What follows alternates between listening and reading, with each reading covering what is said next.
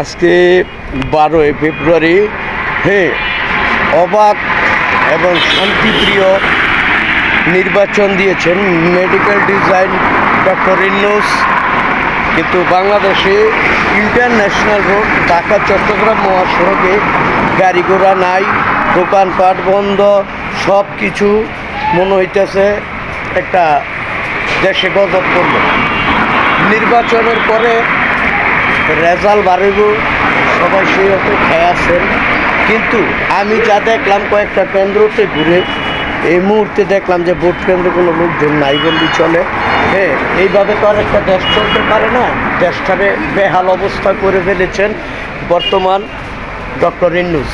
আর doctor ইউনূসের কারণেই আজকে রাস্তাঘাট ফাঁকা। যেই রোডে প্রতিনিয়ত গাড়ি চলে ম্যাক্সিমাম 1 সেকেন্ডে 70 থেকে 80টা, সেকেন্ডে 80-90টা গাড়ি এখানে চলাচল থাকে। আজকে অন্তর্কালীন সরকার আমলে যেই অবৈধ নির্বাচন দিচ্ছেন, নির্বাচন ধ্বংসের দিকে চলে যাচ্ছে। একতরফা নির্বাচন হয় না। বাংলার জনগণ সবাইকে নিয়ে নিরপেক্ষভাবে একটা নির্বাচন চেয়েছিলেন, কিন্তু অনেকেই বাসা বাড়িতে চুপচাপ বসে আছেন, ঘুমাইতেছেন, কেউ বসে বসে মোবাইল টিপতেছেন। এইভাবে দেশ চলতে পারে না। আর দেশটাকে নাদার খাস বানায় ফেলাইছেন। বর্তমানে দেখেন মনে 71-এর যুদ্ধ হয়েছিল, বাংলাদেশটা এরকম একটা পরিস্থিতির মধ্যে বর্তমানে আছে। বাংলাদেশটা বেহাল অবস্থায় আছে বর্তমানে ডক্টর ইউনূসের মেডিকেল ডিজাইনের নির্বাচনে।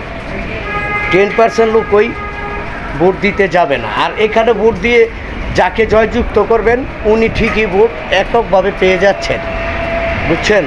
তো এইটা কোনো নির্বাচনের কাতারে পড়ে না। ভিডিও ভালো লাগলে লাইক কমেন্ট করে আমার পাশে থাকবেন। সবাইকে আসসালামু আলাইকুম, খুদা হাফেজ।